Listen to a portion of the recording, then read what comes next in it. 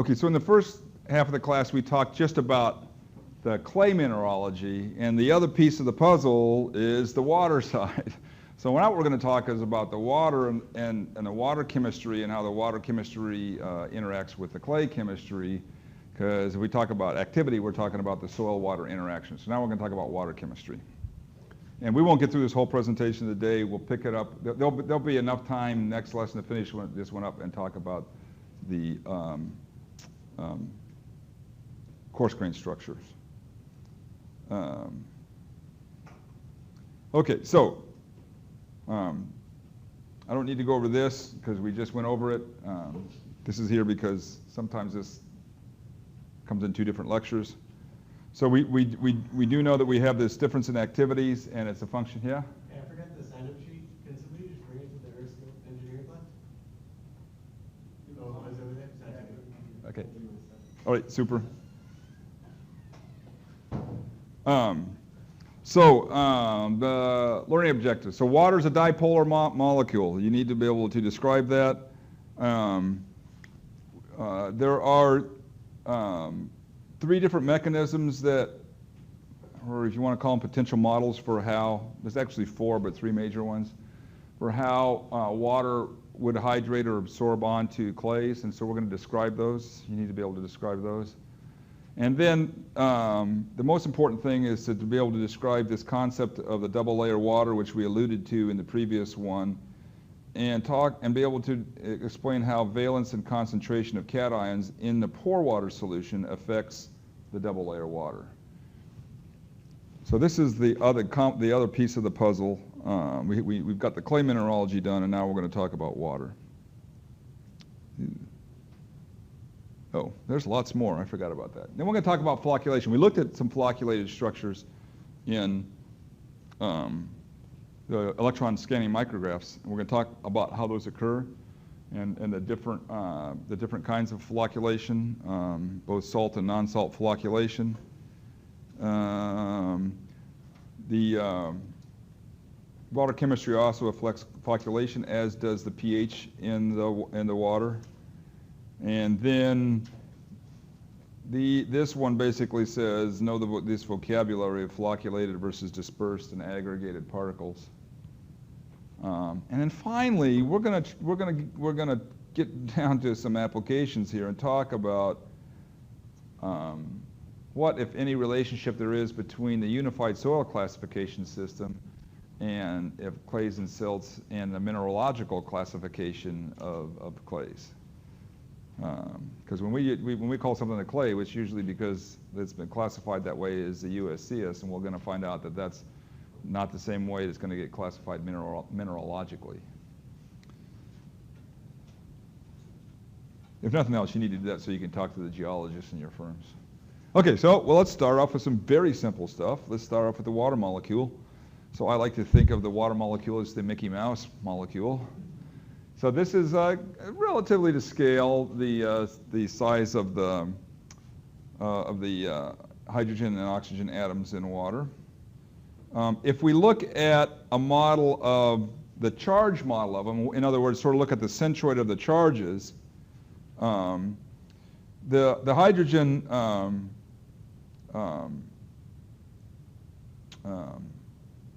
the center of the hydrogen, the positive charge in the hydrogen is way out here on the edges, and these electrons that are being shared between the oxygen and the hydrogen are way in on, close to the oxygen. So you've got a net negative charge on this side and a net positive charge on this side of this molecule. So if you look at that, we usually represent that in two ways. One way is as this circle with these 2 points representing the hydrogen parts, or sometimes just as a lozenge with a plus and minus sign, just like this second one's a little more easy to draw, so that's the one that I mostly use. But the molecule is polar, it's charged, and it has a permanent charge. So in liquid water, there is definitely intermolecular bonding because of this charge. And that's why we get capillary action in waters. That's why water is a really good solvent. because it has these charges, and it can wrap itself around other ions, and it can attach itself to its own to other water molecules. So there's a little bit of hydrogen bonding going on in this, but it's mostly dipole bonding. So it's it's not there. There's a little bit of it's to the stronger of the secondary bonds, but most of it's the relatively weak secondary bonding. When we have ion hydration, so that's one thing that can happen, is that the water can bond to itself, but it can also hydrate ions, and by that we mean that if you have an ion in solution, well, that's going to attract the negative side of the water, and the water is going to be absorbed onto the hydrogen. That's what we call hydration. And if we think about that water around that ion, there's a layer of that water really close to the ion where there's going to be a relatively strong bond here. It could be a hydrogen bond, but it's more likely a dipole bond. But that water is definitely immobilized. I mean, we can get that. We can mechanically remove that water from the ion, but it's pretty much stuck onto that. You want to think of it sort of like, it's the graham cracker that's got honey stuck onto it. That honey's, it's pretty stuck on there. You can scrape it off, but it's there. And then some distance away from that, there's water that is disturbed in the sense that it senses that charge out there, and as it's being pushed by, it says, hey, there's something going on there, and it's not going to move as fast. So it's disturbed. If we can talk about it in terms of its viscosity. Sometimes people have measured this in terms of apparent changes in viscosity, because that water that's obviously that water that's like honey that's stuck right onto the ion is really viscous, and it's really not going anyplace. In some place a little farther away from that, there's like some more dilute stuff that's not free water because it still has some attraction to the ions. So we call it the disturbed water. And these are just conceptual terms at this time. And then eventually, the water that's farther away from that doesn't really even know the ion's there, and it's just moving along just like water, doesn't really know or care. So this is a conceptual contrivance, but I think it's a useful way to think about the different ways that water behaves around ions. So what are the mechanisms that water actually, do we actually get water to sorb onto clay minerals? Well, one, as we discussed, is hydrogen bonding. Remember, in the tetrahedral layer there, which is exposed on the clay layers, you've got oxygens in the tetrahedral layer there. So you can obviously have your water hydrogens can come and bond with those oxygens with hydrogen bonding. And so that's the strongest of those secondary bonds, as we discussed. So that's one form. Or if you've got the hydroxyls, you get the same thing. In this case, you're going to have the hydrogen side of the hydroxyl is going to bond with the oxygen side of the water. But again, you can get a hydrogen bond on there if it's on the octahedral layer. Another concept, and these, I guess the best way to talk about these are theories of hydration. It's not like somebody's gone down there and measured this with an electron microscope, at least as far as I know. And the cation hydration theory is just like the one we just discussed for a single cation, is you have this net negative charge on the surface of the clay layer because of the isomorphous substitution. And so obviously, that's going to attract, that negative charge is going to attract cations, and those cations are going to attract water molecules onto them, and that is going to hydrate the clay mineral. And then another effect that's certainly going to happen is osmosis, because you're going to have all these positive ions attracted, these cations attracted to the surface of the negative charged clay mineral. If they're in solution with water, the water is going to want to work its way in there just through osmosis to balance out the charges, just like the regular osmotic operations. So, and then the final one model is the dipole attraction, where the water molecules, this isn't necessarily hydrogen bonding, but just just a dipole bonding, because you're going to have a negative charge on the surface, and the dipole actions for the water is actually going to be attracted to there. So those are 4 different mechanisms or theories for absorption. If you get this dipole attraction, you can actually get this sort of, I think of it as a train action. You know, you got the trains all lining up one behind the other to hydrate the molecule. And eventually it's got to get balanced out someplace by some anion, some cations. So probably all 4 of those mechanisms are operating at the same time. But the net result is near the surface of the clay, we're going to have some water molecules that are relatively tightly bonded. I say relative, this is all in the sense we're operating under that weak secondary bonding in all cases. But you're going to have some water that's relatively tightly bonded to the clay mineral. And as you get farther away, there's going to be less and less of that interaction going on.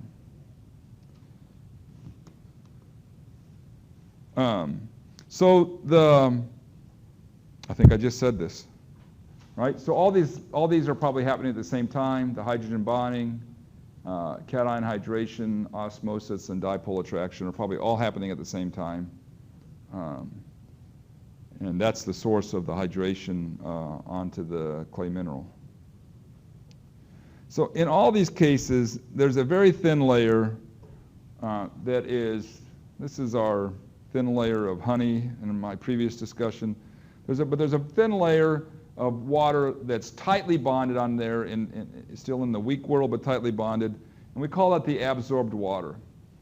And that water is generally not mechanically removed. So when we have clays that are highly overconsolidated, that water is not going away from between the particles. It's almost it can be removed through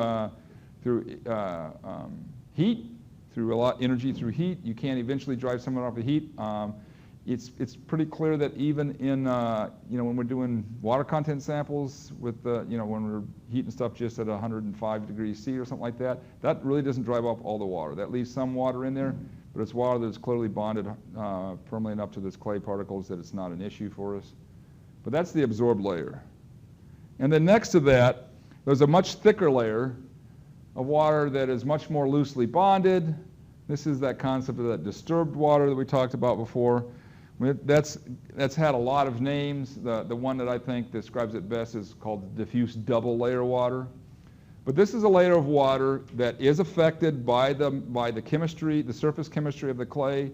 It is attracted onto there. It's not immobilized on the surface like the absorbed water is, but it's definitely affected by the surface, and there's some significant attraction there.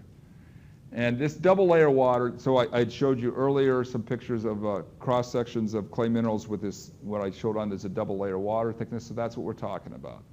It's that layer of water that's affected by the surface charges. Okay, so we're going to pick up where we were last time. I'm going back just a few slides to kind of get us oriented. So we talked about hydration and models of hydration, and the ones we covered were hydrogen bonding, cation hydration,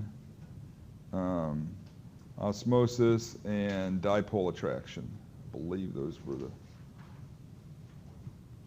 So, and as we said, all of these are probably occurring at the same time, and they end up creating this first layer of adsorbed water, which is very tightly bonded to the clay face, and then the one that's more interesting to us because it's active and changes, which is this double layer water.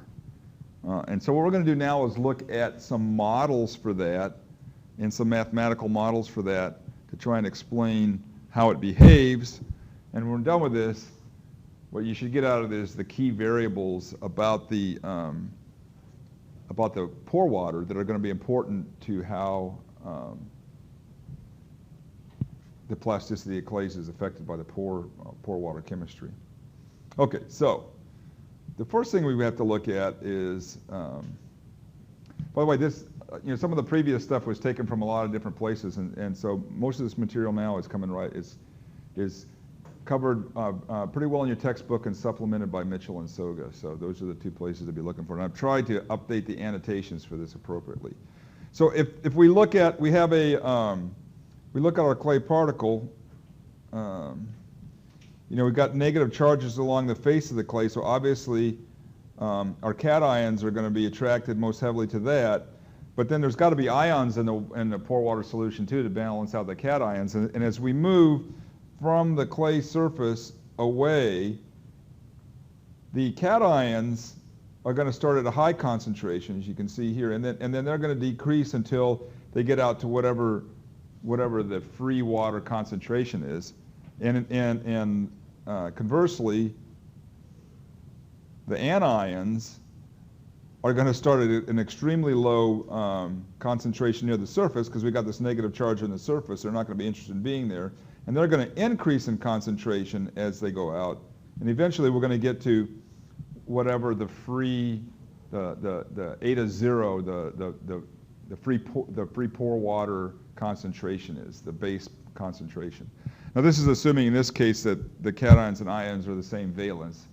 Obviously, one was if you had a +2 cation and a -1 anion, the base concentration would be twice that for the anions and the cations. But that's the concept.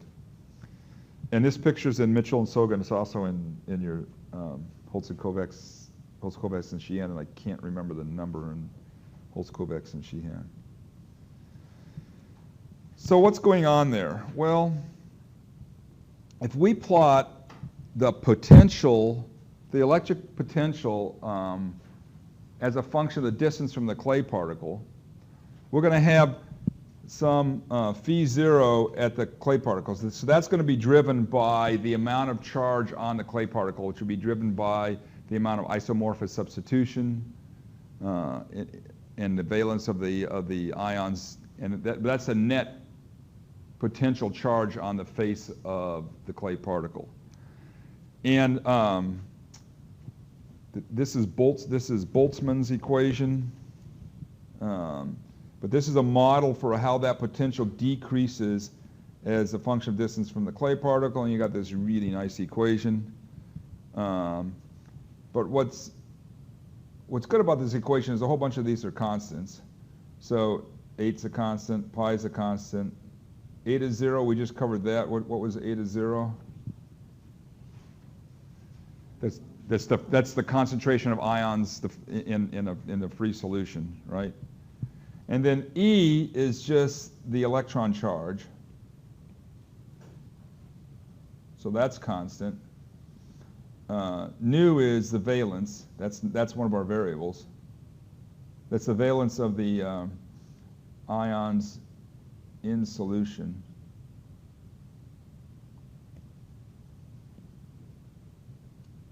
K is Boltzmann's constant.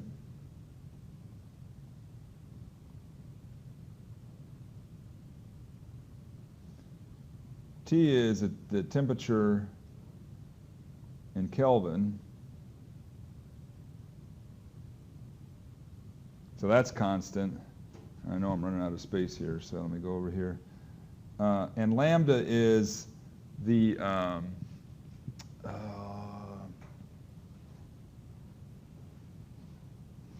lambda is the electrical potential of the pore fluid. That's not quite the right term. I'll think of it in a minute.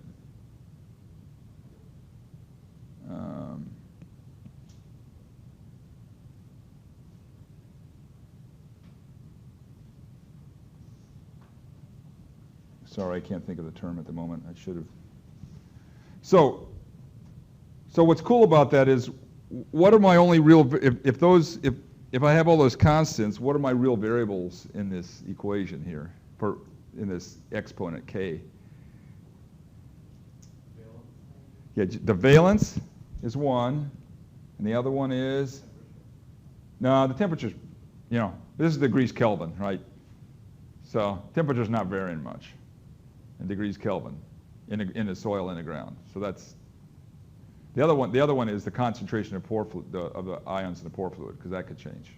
So those are my two big constants, or my two variables. I'm sorry. So we can rewrite this equation if we want. We can rewrite this equation a little more simply as just C, some constant, times the concentration of ions in solution times the valence squared.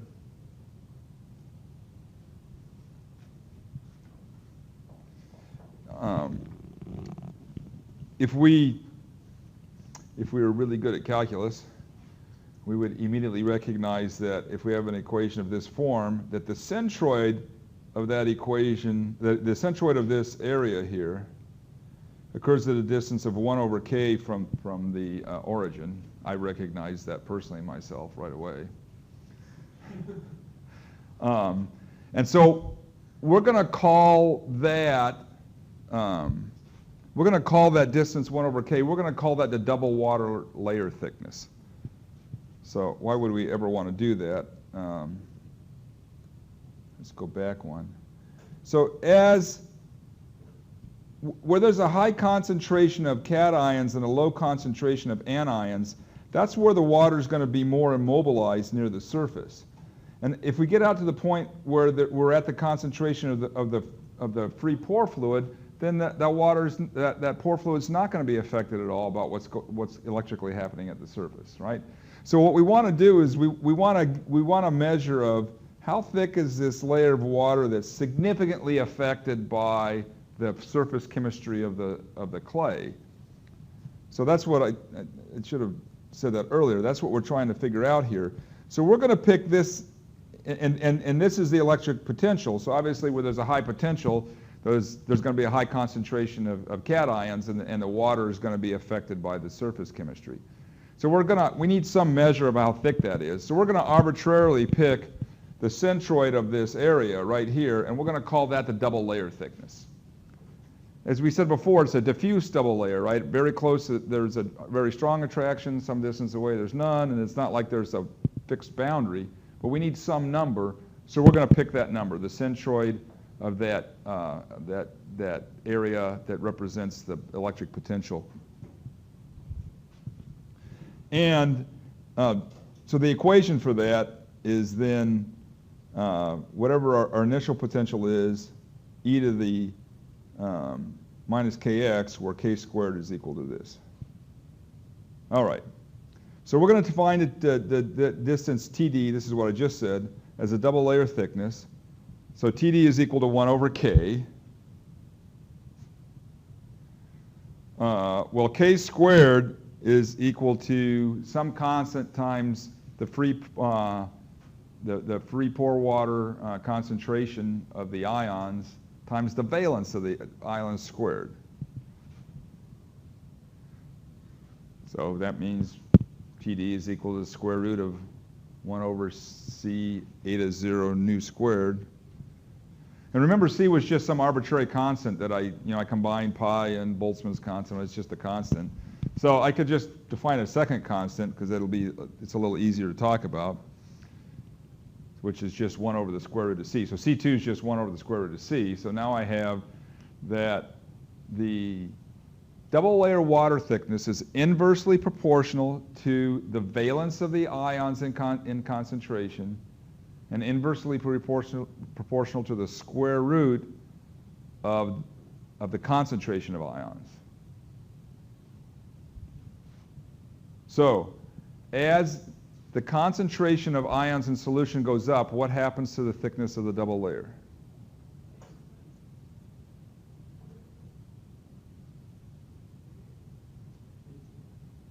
So as I add more ions, I dump more ions into the pore water, does the double layer thickness go down or go up? Right, as the concentration goes up, that's on the bottom, it goes down.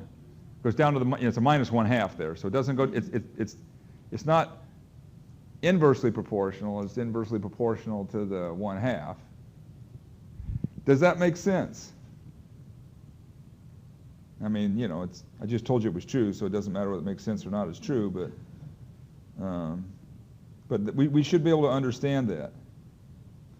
So if there's more ions in solution, why would the double layer water thickness get shorter? Why would it take less space for the pore fluid to be unaffected by the surface charge? Well, it doesn't take as, if the concentration is higher, it doesn't take as much water to hold that many ions, right? If the concentration is, if the base concentration is higher, then the concentration here is going to get higher. So it's not going to take as much water. You're not going to have it absorb as much water to balance off that negative surface charge. Does that make sense? Okay. So, have you seen this? Have you seen this video? I'll find this video if you haven't seen it, where they take quick clay and they pour it in a thing and then they shake salt in it and they stir it and it gets thick again. I'll find that video for you. So what are they doing when they shake salt in it and they stir it and it gets thick again? They're increasing the concentration of ions in solution, and the double layer water thickness is going down, and it gets less plastic.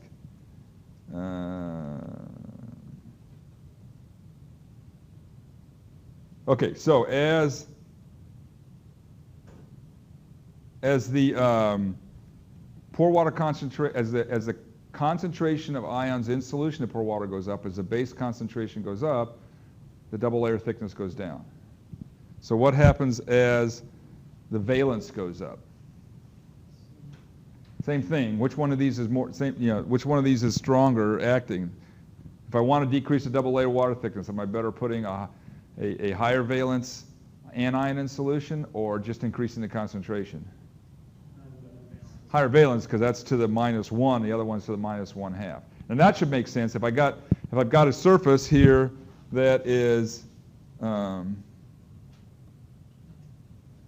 if these are all 1+ ions there, and I start substituting in there some 2+ ions, how many 2+ ions is it going to take compared to the 1+ ions? Half as many. So if I have a bunch of 2+ ions, obviously in solution I need a lot less water to carry those ions up to the surface. So that should make sense too. So this, without worrying about the math, which if you go back and look at the lesson objectives, was not one of your lesson objectives, it should make sense that as I increase the concentration of ions in solution, I'll decrease the double layer water thickness, and as I increase the valence of those ions in solution, I'll decrease the double layer water thickness. And if you Mitchell and Soga go into a lot of detail here, and I've tried to assign you just pieces of that to read. But if you go in and read it, they'll go into much more detail about how this is applicable. And this is called Gooey-Chapman theory, is this theory, and there's a lot of limitations to it. There's a lot of things that aren't right about it. But for our purposes, it explains these two phenomena, which are really important to us, which is why sodium bentonite is much worse than other forms of bentonite, which we'll talk about in a while. Okay. All right, so these are two figures that I thought were really nice that were in the previous edition in Mitchell 76 that are no longer in Mitchell and Soga, but we'll put them here again just to show you. So this is, and these are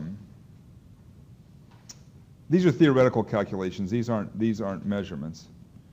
But this one is the effect of the electrolyte concentration. So this is the effect of eta 0. And we have two curves here, right? This one is for 0.83 times 10 to the minus 4 molar NaCl in concentration. And this one is 8.03 times 10 to the minus 2 molar NaCl. So this is times 100 more, whoops, this is 100 times more, right? And what's happening to the thickness of the double layer as I increase the salt concentration by 100 times? Notice how much thinner the double layer water is getting. Because the centroid of this area is, somewhere about right here. And the centroid of this area is, well, they show you where it is. It's right there. So I increased the concentration of ions by 2 orders of magnitude, and I've dramatically shrunk the thickness of the double layer water. And so this one is the effect of cation valence.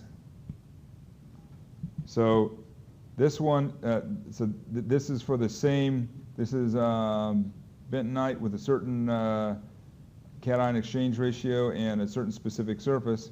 And this is for Na+1, or this is Na1+, right? And this is for calcium 2+, at the same concentration. The concentration of both of these is, I can't read that quite, but I think it's 0.83 times 10 to the minus 6, I think. Doesn't really matter, but.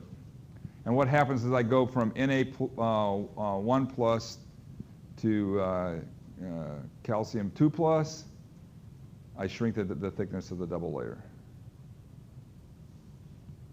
Now this might look less dramatic than the last one, but realize the last one was 100 times increase in concentration, and this is a doubling. So if I doubled the concentration in the last one, I wouldn't have had nearly as much effect.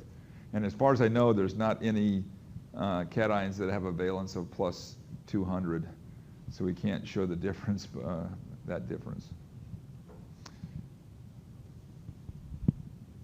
So just to let's go back and summarize real quick. So just to summarize, you should this is what you should understand. As the concentration goes up, the double layer thickness goes down, and as the valence goes up, the double layer thickness goes down, and vice versa. Okay. All right, well, that's nice, but that was a discussion of the double layer thickness on one particle, but generally speaking, there's not a lot of one clay particles floating around. If there are, we're not particularly interested in them. So when you start talking about the interaction of more than one clay particle, things get a lot more complicated, and I'm not expecting you to memorize these equations or anything. In fact, we're not going to talk talk about it a whole lot, except to say is if I have we can write solutions for two perfectly plane charged clay particles coming close to each other, and obviously these double layer water attracted each is going to interact as they get close together. So that's one interaction, and they're going to tend to repulse each other if you can figure that out real well, because you're going to have negative ion. You've got your negative charges here, and you're going to have high concentrations of cations close. So as you get them closer and closer together, they're going to tend to push each other apart. But that's not the only thing going on in the clay particles. There's also attractive forces between the clay particles because of dipole attraction and some other characteristics. And I don't want to get into the details of that because we'd be here all day. But the repulsive forces, as we just saw, generally are to to the e to the some power. Times the distance to some power.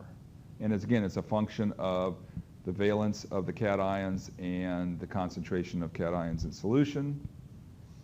It turns out that the attractive forces, depending on what theory you look at, are either a function of x to the minus 3 or x to the minus 4.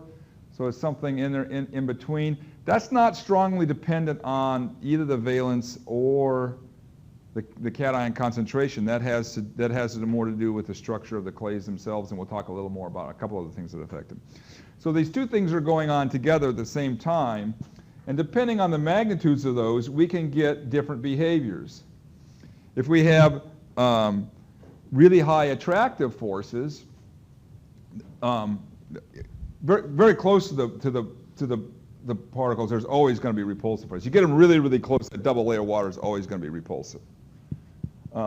But if we have a lot of the attractive forces, then we could have a case like this, and this is going to be a material that flocculates. In fact, it's going to flocculate rapidly.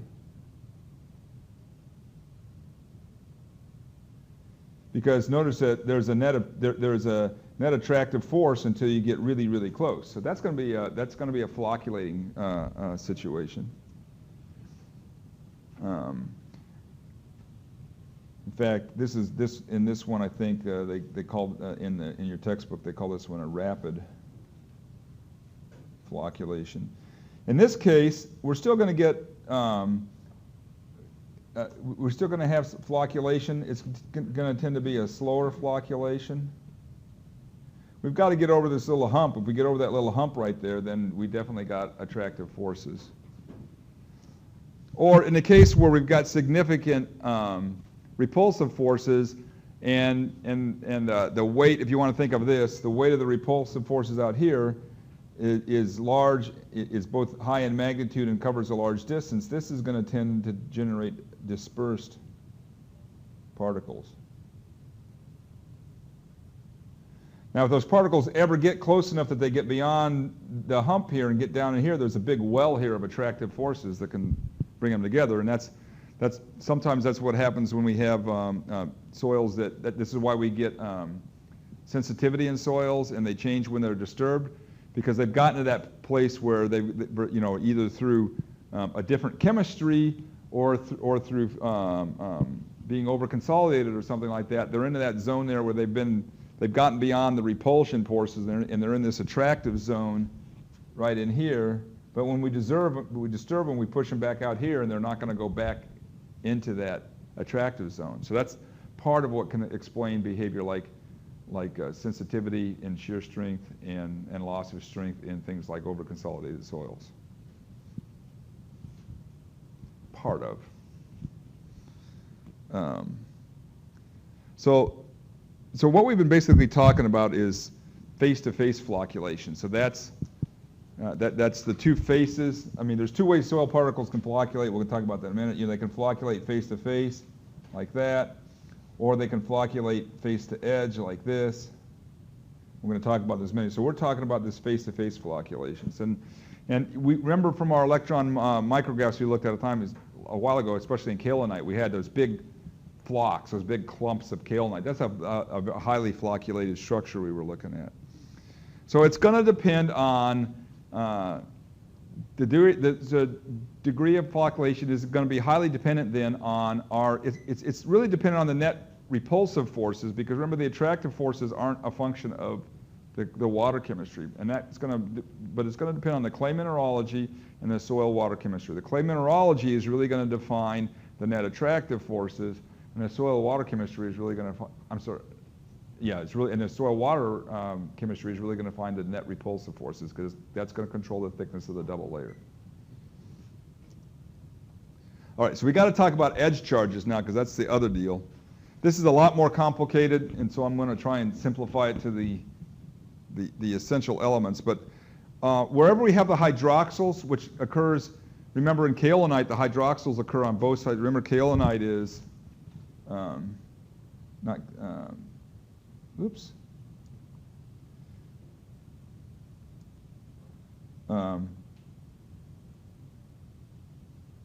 kaolinite has the octahedral layer at the top and the tetrahedral layer at the bottom. Remember, the octahedral layer has OHs on the edges of it. So for the kaolinite, we have this structure, and there's hydroxyls. Then these are all OHs here at the top.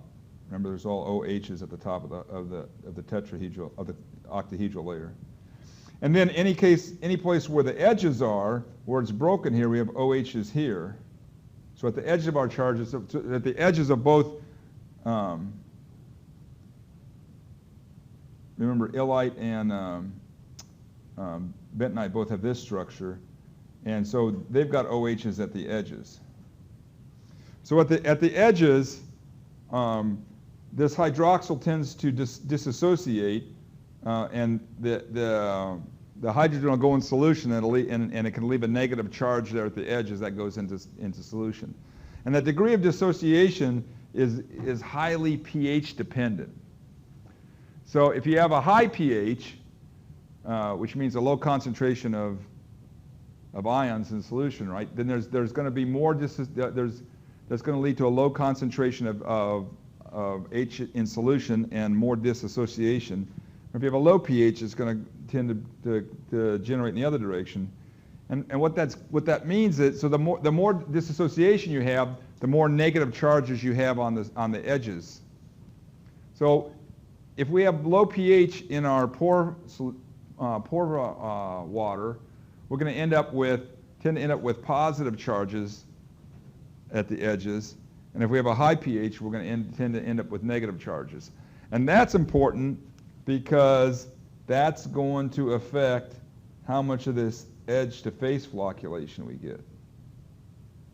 Because if this has got positive charges on it, remember the surfaces here are always negative. And if I got positive charges at the end, they're going to tend to attract that way. However, if I've got negative charges on the edges as well as on the face, then you're going to tend to get a dispersed structure where those guys aren't going to want to talk to each other too much. So this is the bottom line thing you want to remember.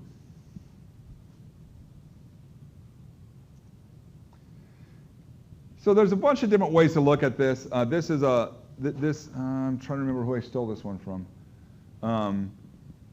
But this is at the micro. I really like the discussion in Holtz and Kovacs about micro versus macro structure, and I put a couple of their images in here to discuss them. But right now we're talking about the microstructure. How do the individual clay particles act with one another? And so I like this two-dimensional space here because they can either be dispersed or aggregated. And by dispersed we mean that they're operating as, if not single clay layers, very, very thin clumps of clay layers, groups of clay layers.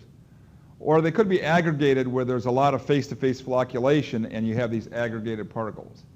And then in the other dimension, they can either be flocculated or deflocculated. So if they're flocculated with edge to edge, if there's a relative balance of positive and negative charges at the edges, they'll tend to want to join up edge to edge. So if you're in a moderate pH and there's a moderate amount of dissociation, you've got some that are positive, some that are negative, obviously the edges are going to want to come together and you're going to get this card house structure. If the edges are predominantly positive, then you're going to get a lot of this face-to-edge flocculation, and you're going to get a different structure. If the edges are all negative, then you're going to get a deflocculated structure. And that can happen both within an aggregated or a dispersed structure. So the dispersed versus aggregated is how big are my clumps of clay layers, and then the flocculation is deflocculated edge to edge or edge to face flocculation. That's going to depend on the charges of the edge charges. Well, that's nice.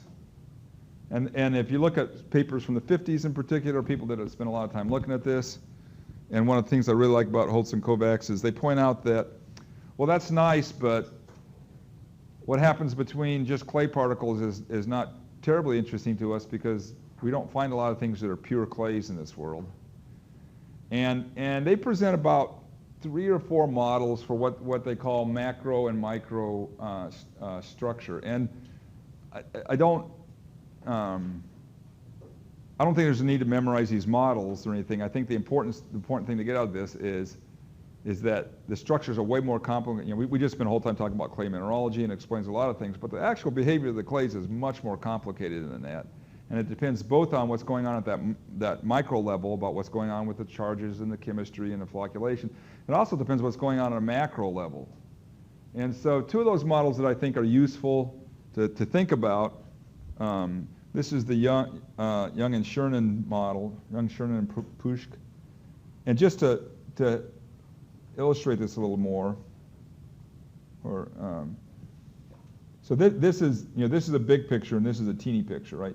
In the big picture, you got these macro pores. That's what these 6s are. So, these are like spaces between grains of sand or something. These are big, big pores.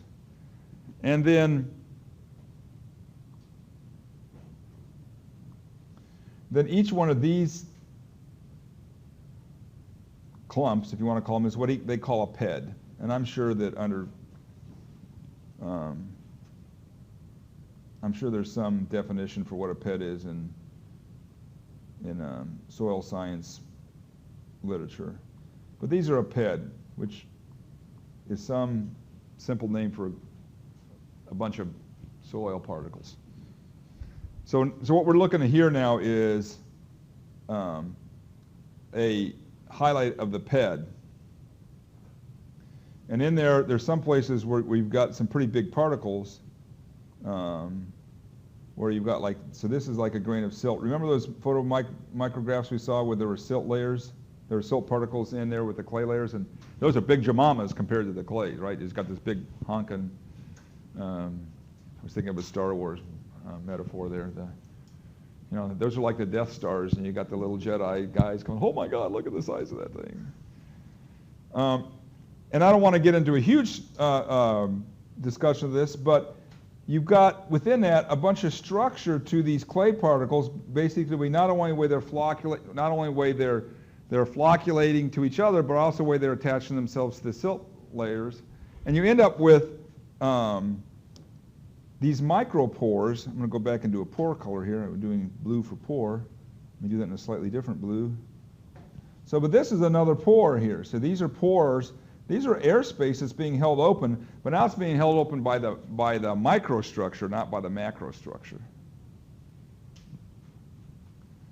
So you notice how much smaller these guys are than these guys. So that's one structure, and these figure numbers are all out of your text. And here's another structure. There's many different ways to look at this, and I'm not going to go through this one in detail. But the idea is, you've got these sand or silt particles, and they're connected by a bunch of combinations of fine-grained materials, and those connections can take on many different shapes. And they can be, in some cases, the clay minerals can be oriented in a very uniform way, and in other cases, they're going to be much more arbitrarily oriented. But the point is, it's this macrostructure of the larger particles being connected by the clay minerals in a way and that's going to control the overall behavior.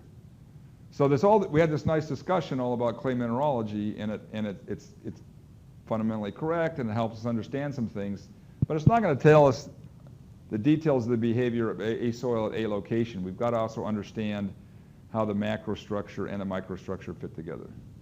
So there's like two other models that are discussed in your textbook, and I'll leave those to you to read. And there's a really nice summary section there at the very end of that section. I'm trying to remember what the section number is, and I can't off the head where it's that kind of summary of macro and microstructures and their importance. And I commend that to you. All right. So now let's just look at some of their pictures to illustrate this. So this is Drummond clay, and notice that you've got down here you've got clearly a macropore, and can you see all these spaces that are being held open? And then here's some silt particles, but there's a lot of structure to that. And this is 5 microns. Remember the ones we were looking at before were actually even closer or even higher magnification than that. And I think this one also illustrates it really well. So this is a clay silt, and just look at you have these PEDs. You've got lots of micropores that you see in here, macropores that you see in here, and look at all these PEDs that are formed here that obviously are interacting.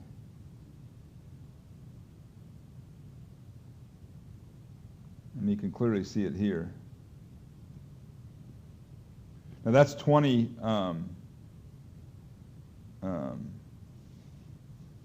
That's 20 microns there, and this is 5 here, so this is a much closer look. And again, you can see what are going to be micropores, I guess, at this stage, right in here. And then your connectors connecting these PEDs together. So there's a lot of structure to this stuff. It's nice to talk about this flocculated structure, and it's either flocculated or deflocculated, but that is occurring in the context that there's a much bigger structure going on. All right. So now, how do we define a clay and a silt?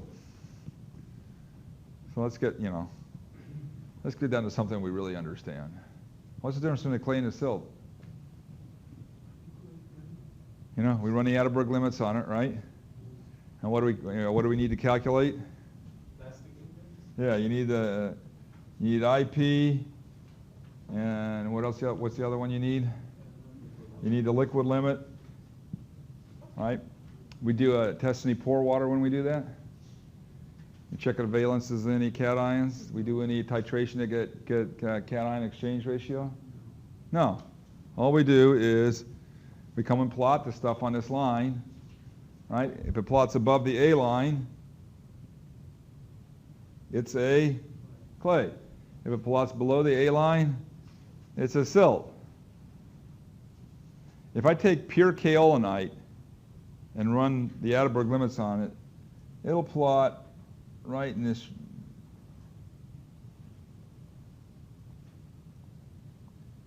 It'll plot just below the A line.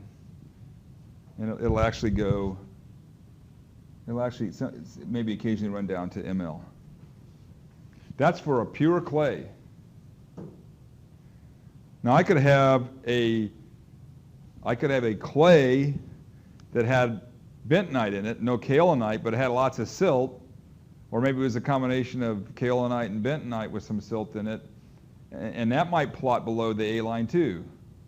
Or it might plot above the A line, depending on how much clay material is in it. But if I have a pure bentonite, it's going to plot up here. So this would be a bentonite. But I could have, bentonitic soil that plots way down there because it just doesn't have too much bentonite in it. So when we do this, it's really important, I think, to distinguish between clay minerals and clay mineral behavior and our unified soil classification system, which classifies it based just on behavior. It doesn't say anything about the constituency of it. So this doesn't say anything about clay mineralogy. It just says, hey, I did this test. I either used my Casa Grande device or I used the fall cone, got a liquid limit, I rolled my sausages out, I got a plastic limit. Of course, we do that very accurately and clearly without any, right? It's a highly sophisticated test, right? And we're going to call it a clay, or we're going to call it a, well, those are mechanical behaviors, right? So if what we're trying to do is characterize the mechanical behavior, that might be sufficient.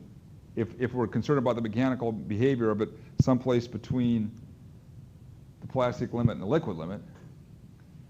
But if we're concerned about the chemical behavior, it doesn't say anything about the chemistry.